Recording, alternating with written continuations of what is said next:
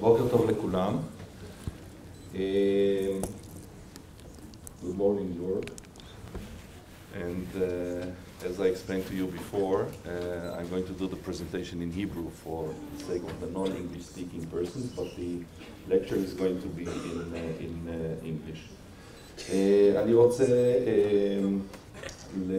לפתוח את המושב הראשון ולהציג את המרצה הראשי שלנו, פרופסור יורג הספל מגרמניה. הוא במקצועו אדריכל ומתכנן ערים, עבד מספר שנים בתחילת הקריירה שלו בהמבורג ועבר לאחר מכן לברלין, שבה הוא נכנס לתפקיד של בעצם המתכנן הראשי של הרשות לשימור המורשת בברלין. וזה דבר שאנחנו אולי צריכים ככה כאיזה שהם סוגריים, לשים רגע לב לזה בעצמנו, שיש לנו רשות לשימור מורשת בברלין. אנחנו עוד לא יודעים בדיוק אם יש לנו רשות לשימור המורשת בארץ. שם יש לנו רשויות נפרדות בערים נפרדות, במחוזות נפרדים, בלנדרים נפרדים, וזה דבר שניתן בהחלט להתקנא בו. ויש בו, הוא משמש גם בתפקידים שונים בהרבה מאוד עמותות וארגונים, בין היתר גם במסגרת ICOMOS, שבה הוא אחד המייסדים של הוועדה המדעית הבינלאומית של ICOMOS לענייני מורשת המאה ה-20, ומשמש היום גם בתפקיד של יושב ראש ICOMOS גרמניה. בנוסף לזה הוא גם ידיד אמת של ICOMOS בישראל. בשתי מילים על הרצאתו, אני לא ארצה אותה במקומו, אבל כשתי מילות רקע, את ההרצאה הזאת אני חושב שהמארגנים בחרו בגלל שהיא הרצאה שיש בה בעצם איזושהי נגיעה בכל הנושאים שאנחנו נטפל בהם במהלך היום. לאלה שמכם לא יודעים, הסנאט של ברלין אימץ השנה יוזמה אזרחית בעיקרה, לא כל כך רשותית, להגיש מועמדות של אתר מורשת עולמית שהוא שילוב של שני שכונות או שני מתחמי מגורים בברלין, שאחד מהם נמצא בעיר המערבית לשעבר ואחד מהם נמצא בעיר המזרחית לשעבר, ושהם מתחמים שיש ביניהם דמיון מסוים, במיוחד מבחינת התקופה, אבל גם הרבה מאוד שונות. והם שניהם הוקמו כפרויקטים שנשאו לא רק מסר חברתי, אלא גם במידה מסוימת מסר פוליטי, ולכן הם מבטאות הרבה מאוד את כל השאלה של מה, כשאנחנו מדברים על אותה מורשת או על אותה רוח מקום שכבר נזכרה, בעצם מה זה? מה זה? של מי זה? ממתי זה? למה זה נוגע? אלה כולן שאלות שאנחנו נעסוק בהן ביום כולו, ואני משוכנע ובטוח בהכירי את הפרויקטים האלה שההרצאה הזאת ניתן לכם ככה נקודת פתיחה מאוד יפה והרבה מאוד חומר למחשבה על הנושאים שבהם נעסוק בהמשך היום. The floor is yours. Thank you. Thank you very much first of all, thank you very much for the invitation to come here to the celebration of 50 years Venice Charter, 30 years the Society for Preservation of Heritage in Israel, and 20 years NARA Declaration. I feel really very honored and I'm very glad to be here, and I have to admit I'm also a little bit nervous because of this event. For me it's the first time that I'm here. And two initial remarks. I'm really very impressed by the coalition you have created of different organizations and institutions you have brought together. I think it's, for me, it's really impressive to see that the university, the UNESCO Commission, as well as ICOMOS, as well as the Society for Heritage Preservation, and the state authorities are combined and are working together and are cooperating. Congratulations. And second, I'm very impressed by the spirit of the meeting, to talk about authenticity and about the attitude and the ethic of conservation, which I'm touched by this situation here.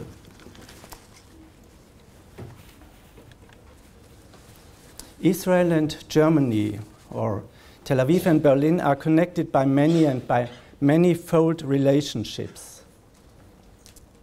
Some of them some of these connecting lines are highly topical today, such as Olim le Berlin, but they are not necessarily of fundamental or sustainable interest. Most and more relevant connections between Berlin and Tel Aviv have grown over a long time and developed especially in the last century. This period includes the darkest chapter of German history.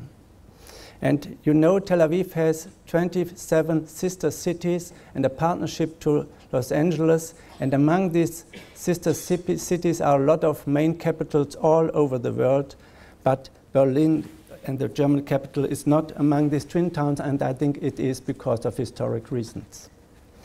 Nevertheless, Israel and Germany, Berlin and Tel Aviv are linked, and you can say they are tied by history and by heritage, not least because of the history and the heritage of art and architecture of the 20th century. In the years after 1933, many Jewish Germans were deported or killed under Hitler's regime. Mira Verhaftig's documentation, which is in English, They Let the Foundation Lives and Works of German-Speaking Jewish Architects in Palestine, and her dictionary on Jewish German architects before and after 1933 received an additional attention by the Pentagram pocketbook and Pentagram website Forgotten Architects. This informed about the fate of about 500 architects. Many of them survived in Great Britain and in the United States, but most of them found their new homeland in Palestine, today's Israel.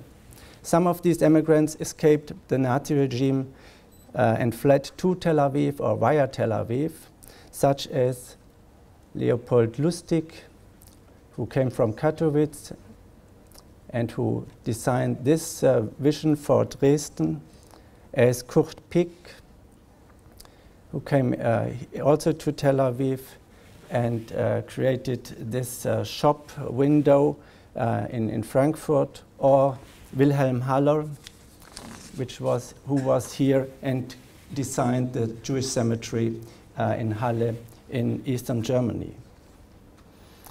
There are not only shared biographies of modern architects between Berlin and Tel Aviv, but there are also shared modern architectural ideas, visions, projects of the mid-20th century in both countries. One less known example is the heritage of copper houses produced in Eberswalde, near Berlin, by the Aaron Hirsch Messing and Copper Company. The copper houses were improved and optimized building types by Walter Gropius, the founder and director of the Bauhaus in Dessau. And some of these standardized building types were called Copper Castle or Copper Palace, Copper Pride, All Copper House, but also Jerusalem, Tel Aviv, Haifa. The Copper Company supported Zionist aspirations and advertised in the Jewish newspaper, "Take a copper house with you to Palestine. Live in cool rooms, even in high temperatures." One of the copper houses now have been listed in Brandenburg as well as in Berlin. More than 10 are listed. One of them has been restored and has been renovated, as you can see here, in the last years. And more than a dozen copper houses were shipped to Haifa in 1934, and one of them was also transported further to Tel Aviv, where the elements were assembled and erected at the Rothschild Boulevard, and later the building was plastered so that it is part of the white city, but it has been in the copper color before. So I'm interested in seeing this building in the white city, the former copper house, if it is possible. An even more popular link in parallel between Tel Aviv and Berlin is the label of a UNESCO site of modern world heritage.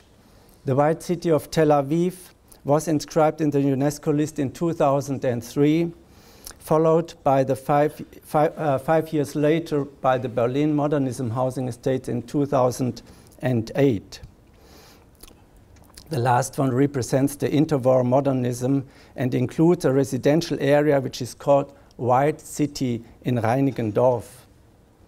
In contrast to the majority of the Berlin modern World Heritage estates, which were designed by Bruno Taut, you can see here, who was also called the master of colorful modern architecture, the modern housing in Reinickendorf represents the myth of white modern or of white aesthetics as a classical modernism, following prominent examples as Le Corbusier Ville-Savoie or the legendary Werkbund exhibition in Stuttgart-Weißenhof. Compared to Bruno Taut's World Heritage Estate Falkenberg, which you can see here, better known in Berlin as Tuschkastensiedlung, what means something like paint box estate, the living quarter in Reinickendorf is without color or is of monochrome white color. More like the Israeli sister Tel Aviv than the buildings painted and plastered in bright colors or made of red and brown yellow bricks of Berlin modernism housing estates. The white color or the non-color white is unifying the artistic style of three distinguished architects and of very different building types to create one coherent suburban composition at the periphery of the German metropolis, as you can see here in the aerial view. More than 1,200 living units were realized in Reinickendorf according to the plans of Otto Rudolf Salvisberg, Bruno Ahrens, Wilhelm Bühning, and Ludwig Lesser. The last one, Ludwig Lesser, was the garden architect. And these 1,200 living units were realized in 3 years, from 1929 to 1931. Two of these architects were of Jewish origin. Bruno Ahrens, born as Bruno Aaron, converted to Christianity and was renamed in 1905. And Ludwig Lesser, the garden architect and garden designer, came from a Jewish family that had changed its name from Levine or Levine to Lesser in the early 19th century.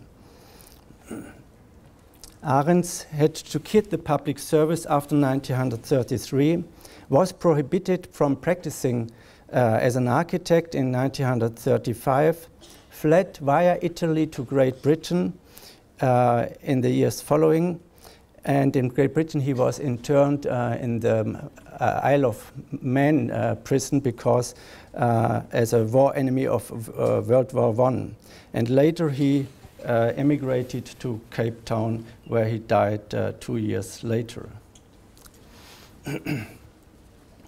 Lesser, who became the president of the German Gartenbaugesellschaft, which is somewhat like a horticultural society of Germany, in 1923, had to resign his presidency in 1933, was banned from professional activities in the Nazi time, and succeeded to emigrate in 1939. It is somewhat like a last-minute escape before World War II. He went to his son in Sweden, where he remained the rest of his life until 1957.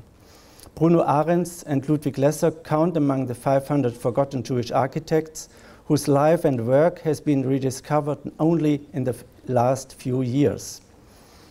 When we organized a guided tour for Nurit Gotthelf and the Society for Preservation of Israel Heritage Sites and others through the Berlin Modern Housing Estates, we had this temporary open-air exhibition you can see, which is commemorating the Jewish architects who were involved in the whole project.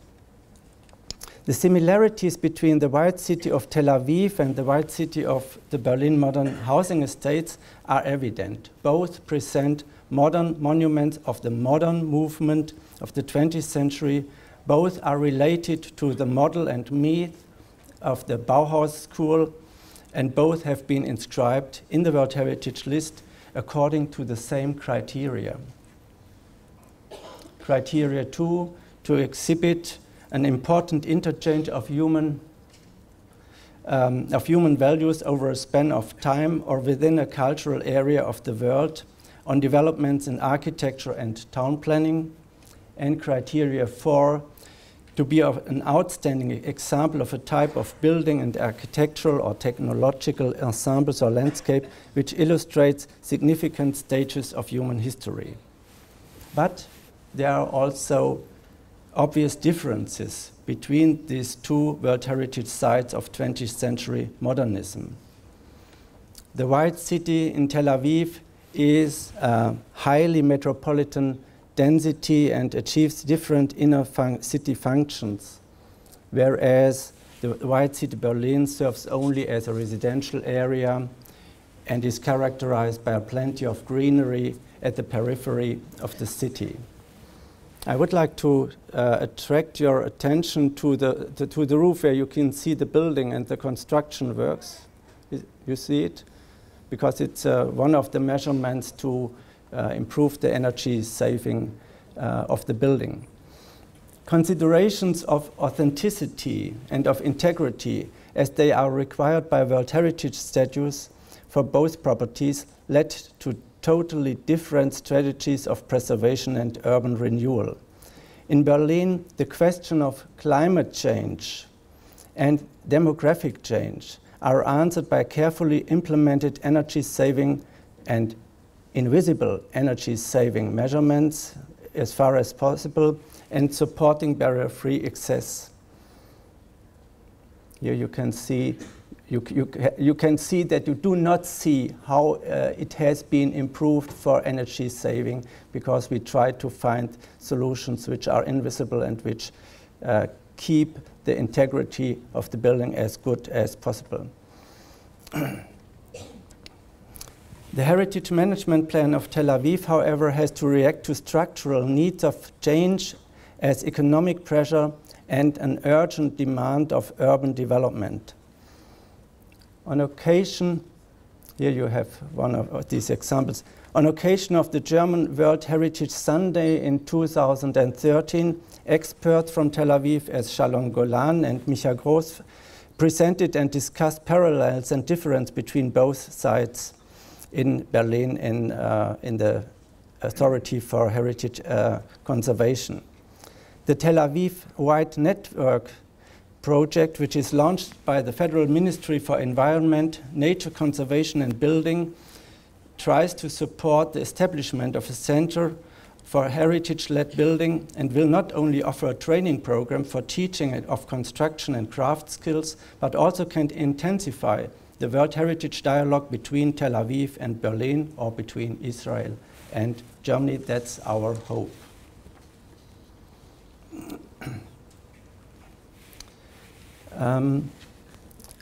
The second chapter, I would like to present the situation of Berlin, not in correlation to Tel Aviv, but the situation between, as I called it, between Paris and Moscow, between East and West. There is a small building which was built at the end of the 19th century in the center of the town, and this building has survived the last 120 years, which is not a surprise, but which is a rarity in Berlin. And it has also survived the new building of the railway through Berlin. And this building has been renovated and been renewed in the 80s of the last century, and is now serves as a restaurant, which is called Paris Moscow. The Berlin Senate decision to nominate modern housing estates of the interwar period for the UNESCO list was not without controversy in 1997. Some experts recommended a local serial nomination of social housings not only of the interwar period, but of the whole 20th century, from reform house buildings of the late empire up to social housing of the post-war period, as you can see here.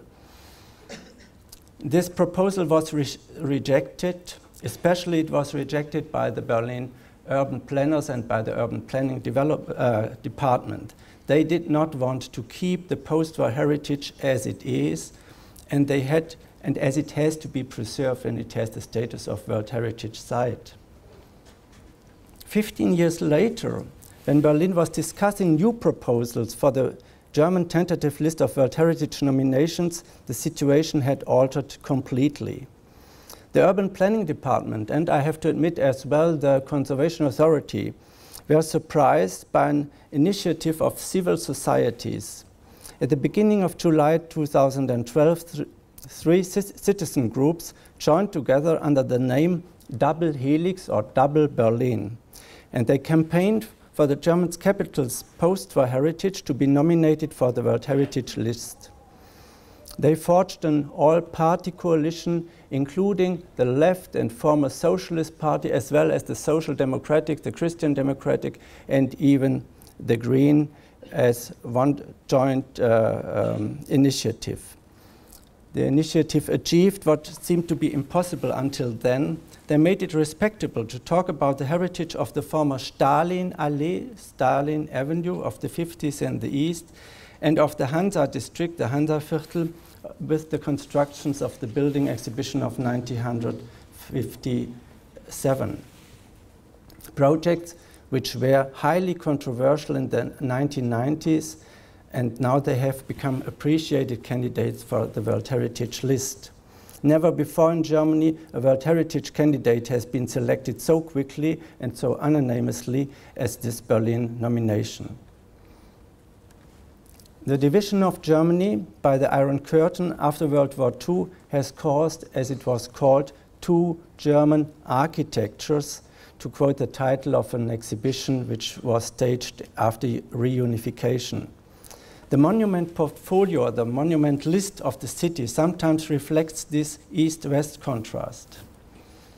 We can see it by comparing the Soviet memorial or memorials and war cemeteries with the war cemeteries created by the Western Allies. By the buildings of the Chamber of Commerce, on the left you see the Chamber of Commerce of the GDR in the Stalinist style. On the right, on the bottom, you see the West Chamber of Industry and Commerce in West Berlin.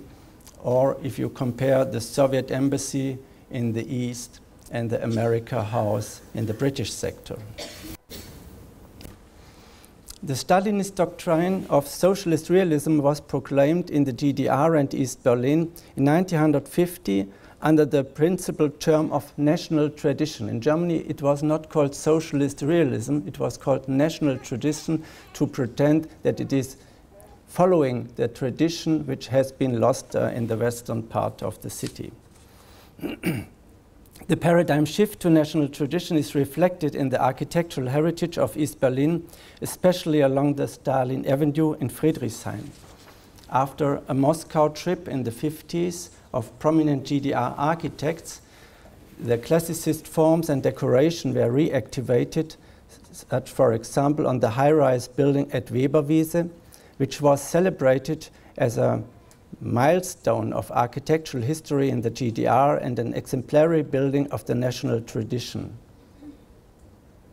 It was following, or it pretends to be inspired by the decoration and by the ideas of Karl Friedrich Schinkel, such as the Feilner House. The domed towers of the Frankfurter Tor, which act as a kind of twin towers marking the start of the Socialist Avenue in the east of the capital, and which reflect motifs of the double twin towers of the Baroque classicist cathedral at the Gendarmenmarkt. They also were looked upon as key elements of a progressive Prussian architectural legacy which could be revitalized and instrumented for the GDR policy of architecture. Here you see in the 50s the first section of the Karl Marx Allee, and here the central square of Strausberger Platz.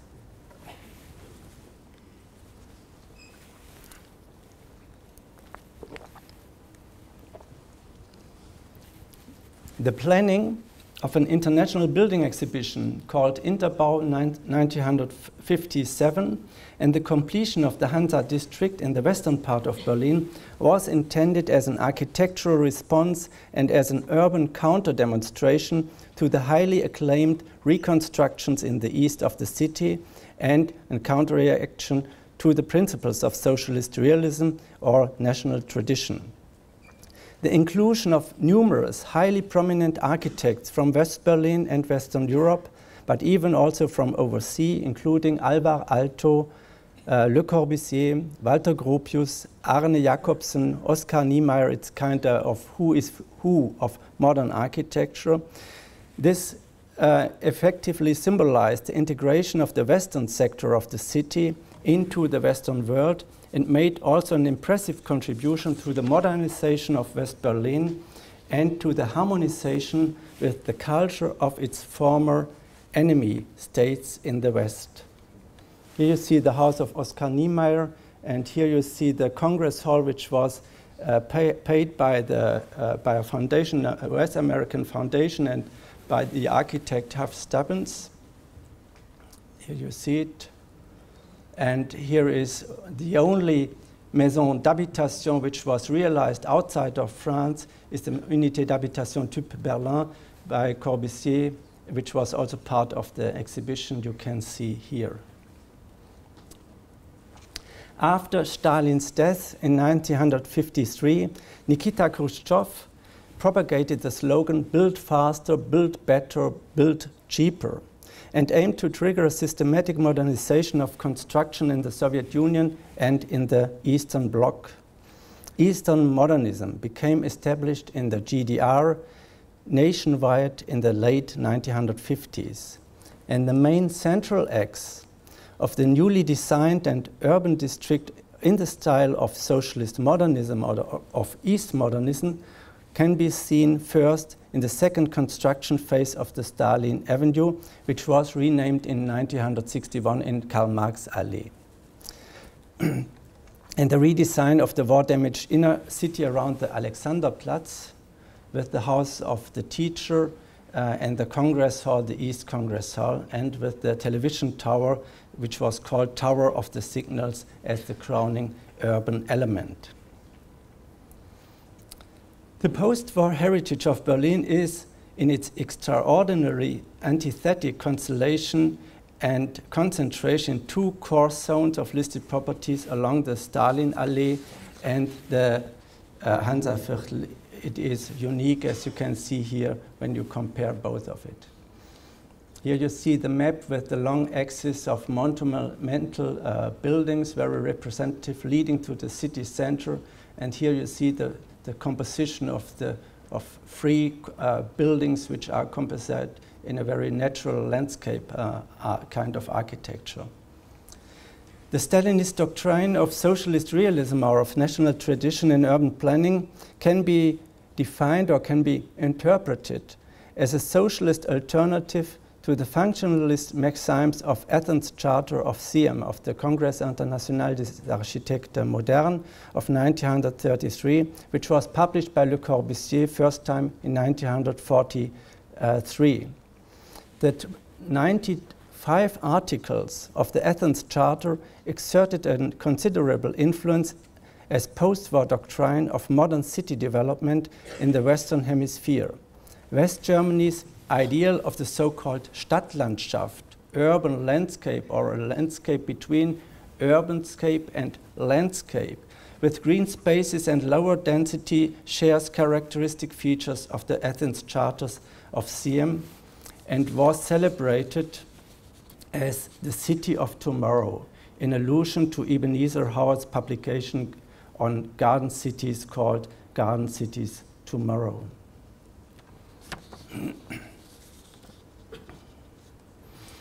Because of the German division and the unique status of a divided city under the four Allied powers, Berlin owns a singular and incomparable architectural and urban post-war profile.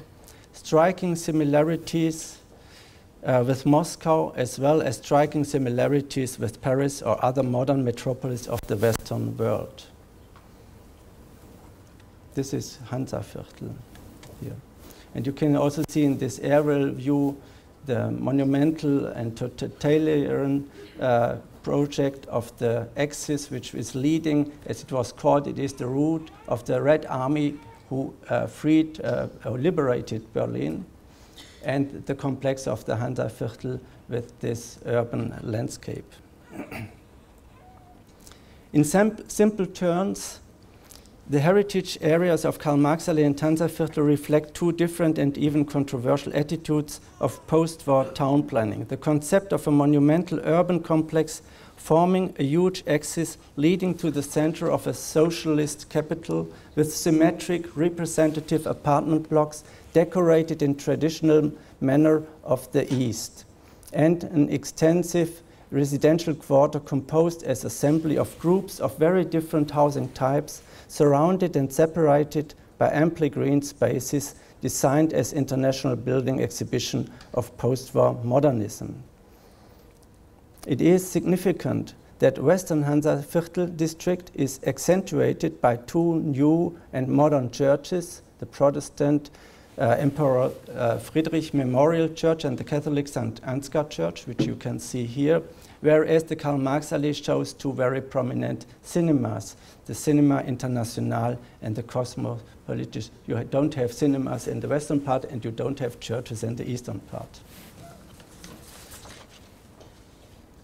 The difficult question how to represent the post-war heritage in post-socialist countries and how to make a distinction between the offenders and the victims and the collaborators of socialist totalitarian systems may explain why the Berlin Initiative has raised such a large interest in neighboring countries of Central and Eastern Europe. Due to the ongoing threats of the architectural and horticultural heritage of post-war decades everywhere in Europe, and especially, however, the architectural monuments and ensembles in Central and Eastern Europe, ICOMOS Poland and ICOMOS Germany established a joint working program for transnational exchange of experience on how to evaluate and how to preserve the architectural post-war heritage. The experience of threats and losses formed the initial basis to start a transnational project under the headline City and Identity, Modernism and Anti-Modernism in Post-War Heritage, the architectural legacy of socialist times in Europe. It was the city government or the city administration of Warsaw and of Berlin joined this initiative because they are sister towns and they were interested in discussing this focus and also in enlarging the focus, including neighboring countries and neighboring cities. The heritage of socialist period mirrors the architectural development of countries in the former Eastern European bloc and represents also a common young heritage of Europe. This legacy is important and it represents important facet of modernism and of European cultural identity. However, the heritage of the socialist period mirrors also an ideological reflex and the predominance of the Soviet hegemonic power in art, architecture and urban planning in Eastern countries. And for this reason, this part of our younger heritage is often less estimated and still causes conflicts today. Though more than a half century old, it continues to evoke extreme emotions and controversies ranging from admiration to demands for its demolition. And therefore it's of great importance to exchange expert knowledge internationally and to raise also public awareness in the values of this kind of art and architecture. I'll show you some examples which are under threat and under risk. This is the Budla Memorial Hall in Bulgaria, which looked like, you can see on the left-hand side in 2004 and on the right-hand side as it is today. The other one is the Children Warehouse Department in Moscow. You can see here in 2005 and here you can see it in 2012. It is totally lost and it was created, designed by a prominent architecture by Dushkin. And the last example from Armenia, from Yerevan, is the Market Hall in Yerevan, which is a very interesting building of socialist realism, looking in the outside like a Romanian or a classic antique building. In the interior, you have a very modern concrete construction, and it was demolished partially, as you can see here, and replaced by modern buildings inside. The Polish-German partners invited conservationists, historians, art historians, architects and town planners, as well as professional institutions to participate.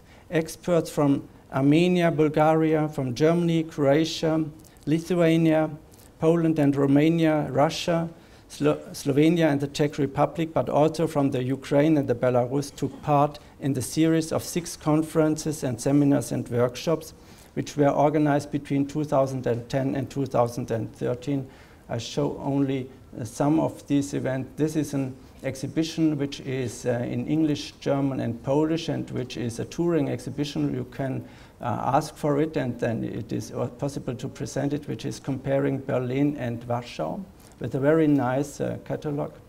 This is the documentation of workshops and seminars we had in Warsaw, Berlin and in Krakow. And this is the documentation about conference about rejection and appropriation, how does people act and deal with this kind of heritage. With the latest publication, which is called Socialist Realism and Socialist Modernism, World Heritage Proposals from Central and Eastern Europe, ICOMOS draw a kind of interim balance of the multinational cooperation and publication project. The articles compiled in this publication combine contributions from countries from the former Eastern Bloc and illustrate the particular relevance of the decades between 1945 to 1990, the search for a new life of dwelling forms, the search to answer to social demands and promises, and also to realize technical innovations. Some of the examples which are dealt with in this publication you can see here. This is the memorial of the victims of World War II in Lithuania. This may be very prominent, is the so-called Palace of Science and Culture in Warsaw, which is realized according to the model of the Moscow high-rise buildings of the Stalinist time. This is the Marshalkovskaya district, which was a new area which was rebuilt after World War II, following the principles of socialist realism in urban planning. Here you see Nova Huta, one of the so-called Stalin towns, which were realized all over in the countries under Soviet hegemony, and this is maybe one of the most prominent and excellent examples of this kind of town planning. Another example is Minsk, which is listed on the tentative list of Belarus for World Heritage nominations, the rebuilding of Minsk in the 40s and in the 50s, as you can see here. Yerevan, the train station, and in Sofia in Bulgaria, the Lago, which is the main complex in the inner city, which was built for ministries and for party and also for mass media. And here the Skantaia house in Bucharest, which is the press and mass media house in Bucharest as an example. And last not least, Charkov, which has started as a city of modern or of constructivist architecture in the 20s and in the 30s, and which was altered in the 40s and 50s according to the new principles of the socialist realism and the Stalinist doctrine. In March 2014, the president of the ICOMOS International Scientific Committee on 20th Century Heritage, Sheridan Berg, sent an invitation to the ICOMOS Europe group meeting in Strasbourg, and one of the addressees of our host was our host, Irit Cohen, who is here, the president of ICOMOS Israel and head and director of the MA program on preservation and development of cultural landscape and cultural heritage here at Bar-Ilan University. The International Committee on 20th Century of ICOMOS and Sheridan Berg invite, as it was called, ICOMOS members generally, and especially the national committees in Central and Eastern Europe in post-socialist countries, to initiate local and national identification, conservation, interpretation, listing and protection activities for significant landmarks of socialism as an important heritage layer which testifies the social, political and cultural milieu of the Cold War in a divided Europe, and which represents the achievements and conditions of life of the post-war generation for future generations. At the beginning we heard here that we want that buildings talk history, that they document and represent history, and that means that they represent somewhat like the truth of history and not what has been thought about the history by following generations. And I think it's very important to know that this layer of two generations, of post-war generations, is also part of history and of continuity. I will come to the last chapter, which I have called Neue Jerusalem. The notion and concept of common identity and of common heritage is fascinating. And not without reason, the idea of common and of shared heritage and of common and shared responsibility for our cultural heritage also forms a foundation pillar of the UNESCO World Heritage Convention. And modern heritage of the 20th century is characterized by differences, but even more, I think it is characterized by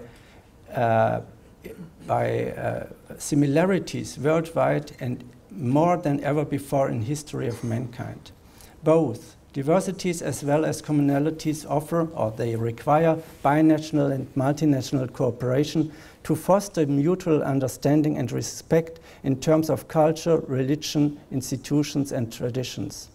I believe, and I think it's the credo of our profession, that cultural heritage could and should play a key role in an increasingly interdependent world and in a world of increasing conflicts and crises. One modern heritage site, and it is the final one I will present and discuss today, which could allow to feel touched not only in Germany or in Israel, is a group of listed duplex houses of the early 20s in Berlin in the western outskirts. The flat roof houses were characterized by the change of light plaster layers in the ground floor and dark red brick facades in the upper and top floor. The cubically shaped buildings, structures and red-white banded facades look like a work of Anton Gutkind, and they were designed by Anton Gutkind, one of Berlin's forgotten Jewish architects. Here you see some of the buildings of Gutkind which have survived in Berlin and which are listed nowadays also. Only a few years after completion of the brick facades section, they had been plastered because of defects in the material and of workmanship. And since then, the housing estate looks more like a perfect example of the white modernism, or more like in Tel Aviv than like Gutkind, and it was not the artistic signature of his contrasting materials and colors. And thus, the residential ensemble survived the Nazi regime, the persecution and resistance, World War II, and located after 1945 in the GDR, also the Cold War period and the socialist economy of scarcity. After the German unification, these houses were rather neglected, in a bad state of conservation, with construction defects and functional layout problems, without energy insulation and without financial resources for renovation or modernization. But, or so they came on the top of the sales list for privatization. In short, the listed building group was endangered heritage at high risk.